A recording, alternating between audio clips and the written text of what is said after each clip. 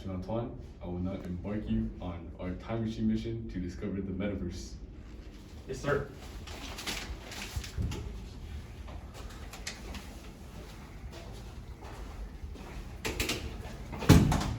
Right this way. Whoa, you guys using a time machine as well? Yep. Go ahead.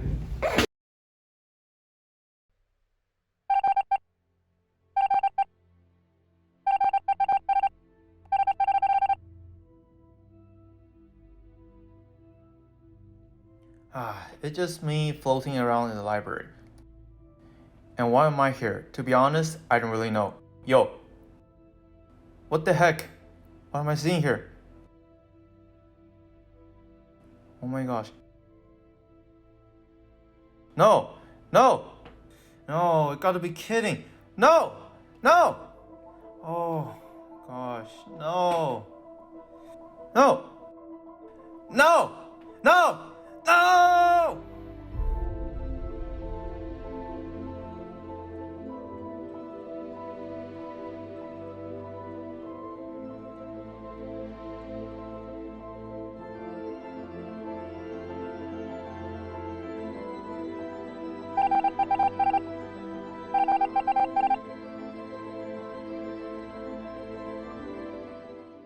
Stand up. Follow me. Hiya! I'm gonna take you to VR room. And I did shower, by the way. I saw my clothes. This is all washed. Anyways, I picked the exact same outfit because I teleported. Over with the time machine. I have a very important business meeting with my friends. So I'll be teleporting to this world.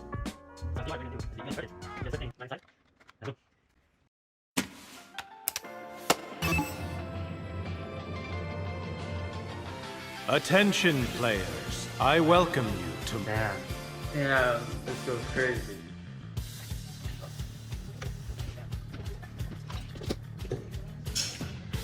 Damn, this place is very flying, bro.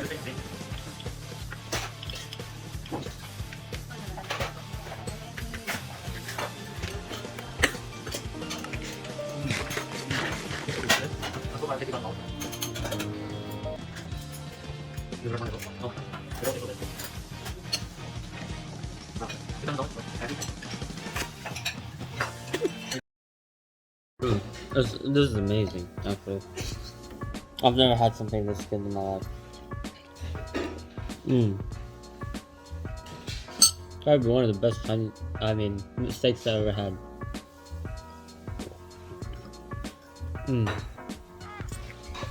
It tastes great.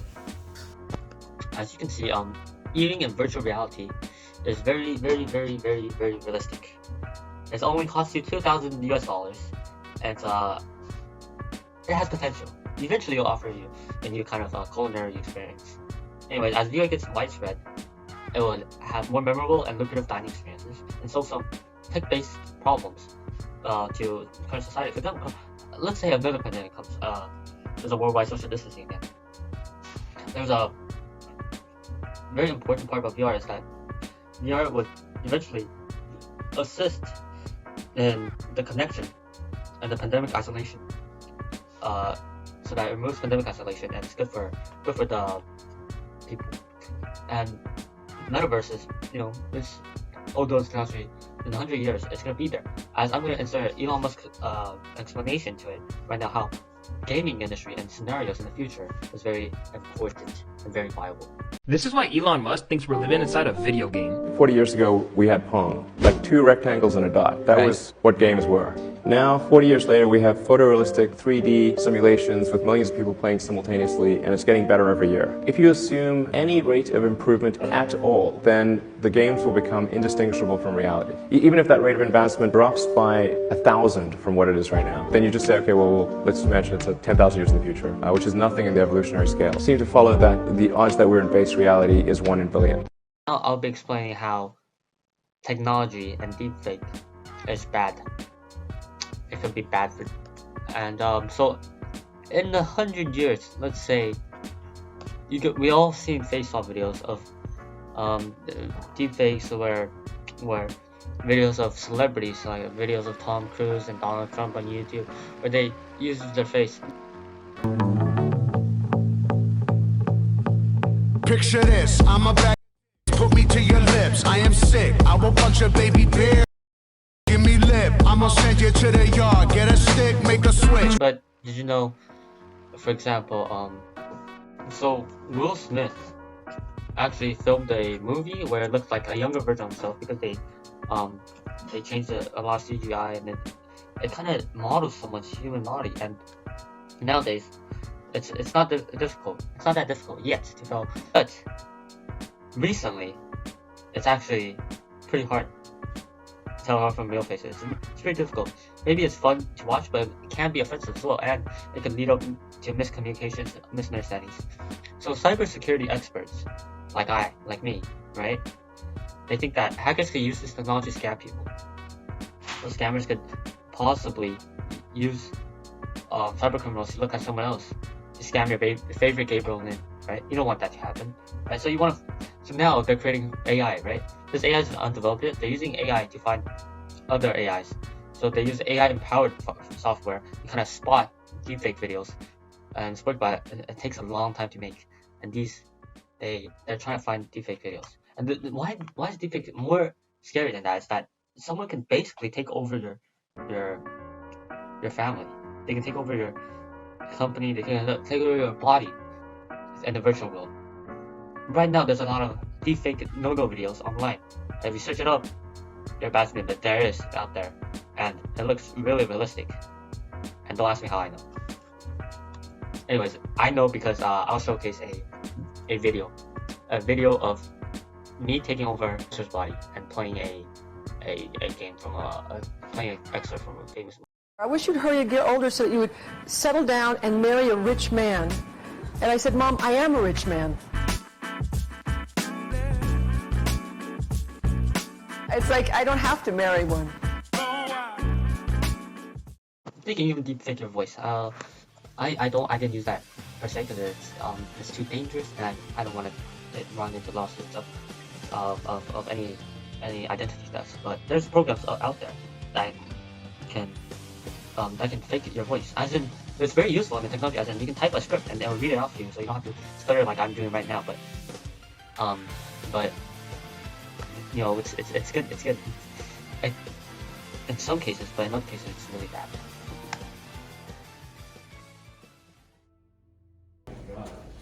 Why is it so big? Apologies, astronaut one. I didn't realize Jake was in the middle of his space expedition. I will now embark you on a second mission to discover the future of agriculture. Yes, sir.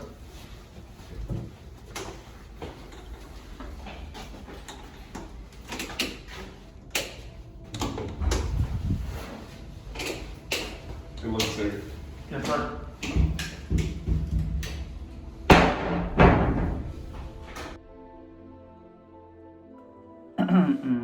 Hello folks, on behalf of the mission, I must also explore agriculture. Therefore, I need to wear this helmet still to block radiation of the future. Global climate change can continue to have an impact on agriculture. To assure a future for everybody on Earth, individuals must not only detect hazards, but also must adapt and limit their impact. While not all the consequences of climate change are bad, both industries must develop strategies to deal with them. By 2030, we believe 9 out of 10 key crops will be reduced, while the average cost rise as a result of climate change. Furthermore, in terms of energy crisis, the demand for energy predicted will rise by 50%, mostly due to growth in the developing countries. Most crops will be anticipated to be managed for biofuels, with the share of overall consumption likely to double or even triple. Crops use will go up because of increased energy demand, and it also requires the efficiency of farming. Just a second. Okay. As pertaining to efficiency of farmland usage, the efficiency will increase by 2030. This demonstrates how contemporary agricultural techniques can make the most out of our limited farmland resources. While farmland availability per capita continues to decline, the per capita consumption in both developed and developing nations will be increasing. Moreover, around 10% of today's biodiversity based on 2000 levels will be lost by 2030. Lastly, cost of energy will become expensive depending on the price of carbon and the implementation of agricultural productivity initiatives. Agriculture's carbon migration potential by 2030 might reach 11.5% of total world emissions. Okay. In continuation to Jake's mission, AI increases effectiveness of technology. As a result, it creates a significant shift in economic value creation and capital accumulation. Companies like Apple and Amazon have created smart monopolies that increasingly dominate distribution of wealth. And the innovation varies platforms of all sorts of data and imperils political economy, as well as its focus on human labor, commodity, and utility based on value systems. In a rapidly growing global population, global environmental degradation would accelerate and erode the foundations already developed in our lifestyle. With that said, we need good technologies, and good technologies require good materials. Therefore, we need to find ways to compensate for humanity's increasing consumption of natural resources.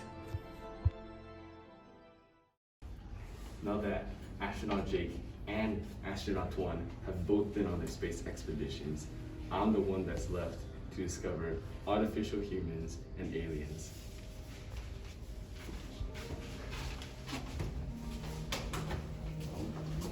Again? That was a prisoner. I will now embark on my journey. If I don't make it back, make sure astronaut Jake doesn't too.